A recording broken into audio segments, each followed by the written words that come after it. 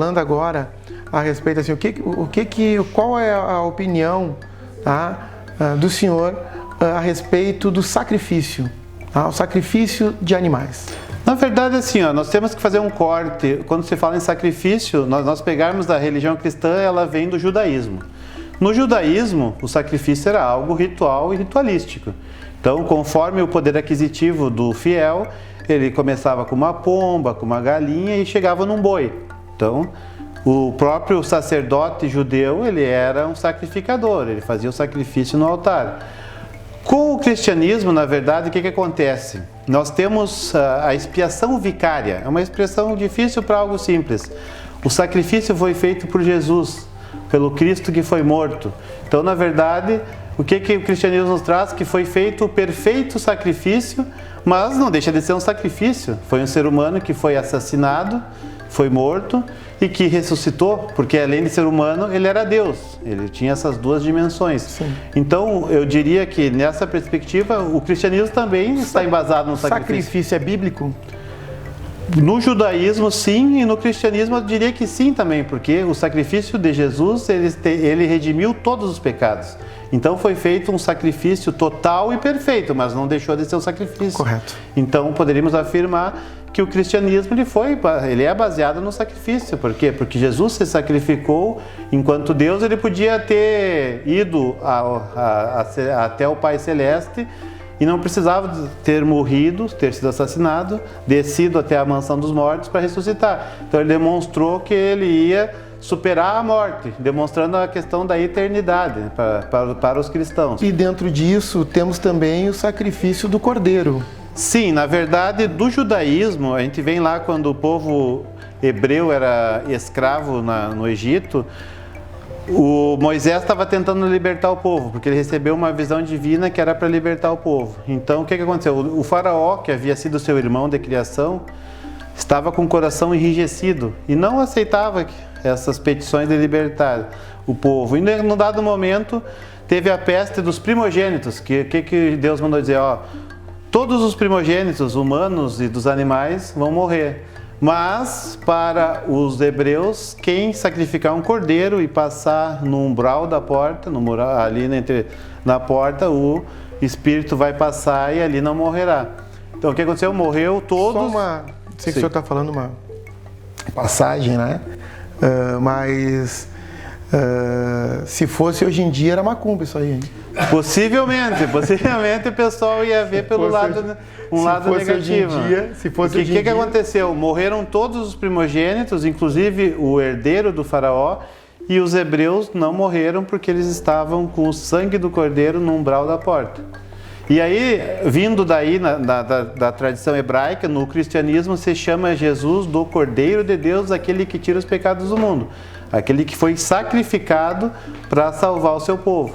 Então, voltando à questão da expiação vicária, que é Jesus morreu como sacrifício perfeito e a partir daí não haveria mais sacrifícios desta ordem no cristianismo. Tiro, né? Eu acho, né, pela cultura, pela questão ancestral, principalmente a questão de sacrifício, né, é uma questão que já vem de muitos anos, né, ancestralmente, né, sendo passada. E isso hoje em dia, muitas vezes, claro, a gente tem que se levar em conta que o mundo evolui, não para, né, mas isso sendo uma coisa cultural, não devia ser mal vista, principalmente pelas pessoas ou por outras religiões. Na verdade, a gente tem um problema ainda hoje, que é o etnocentrismo, ou eurocentrismo, a visão vinda da Europa. O Brasil e as Américas colonizadas por europeus e o povo africano como mercadoria, infelizmente, naquele momento, como escravos, Inclusive a igreja pecou grandemente quando disse que negros e índios não tinham alma para justificar a escravidão e a perseguição. Então vem esse preconceito se enraizou na sociedade e esse desrespeito à cultura e à religião é um desrespeito ignorante, porque a cultura, quando elas se chocam, tu tem que observar e respeitar. Nunca tu tem que ficar julgando ou criticando uma cultura. Então quem estudou minimamente cultura das religiões, antropologia, sabe que as culturas elas são sistemas que se formam. Então Não, aqueles que falam com tanta veemência do sacrifício não deviam comer o seu bife de cada dia, né? Correto. Que a vaca foi sacrificada para estar na panela. Então, há uma incoerência quando tu acusa as religiões afro porque estão matando animais, mas matamos porcos, galinhas, qualquer tipo de bicho para se alimentar e é um sacrifício. E eu sempre digo, né, que todo sacrifício que é feito dentro do terreiro, dentro das casas de matriz africana, elas são exclusivamente, né, todos os bichos consumidos.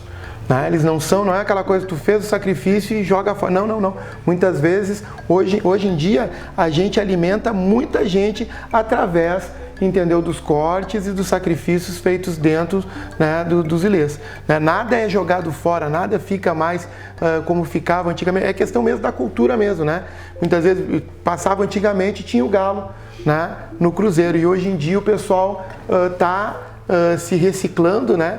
E fazendo dentro do ilê, fazendo dentro para o seu orixá, dentro do ilê, e aquela carne está sendo consumida, né, muitas vezes nas obrigações, tudo como forma, principalmente, né, de matar a fome de quem precisa. Né? Eu acho que isso é muito importante a gente ressaltar para que muitas vezes as pessoas que estão de fora e veem a religião, né, como aquela coisa abominável, que, né, as pessoas vão lá, eles cortam, eles matam, eles fazem, cortam galinha, cabrito, cortam boi, né?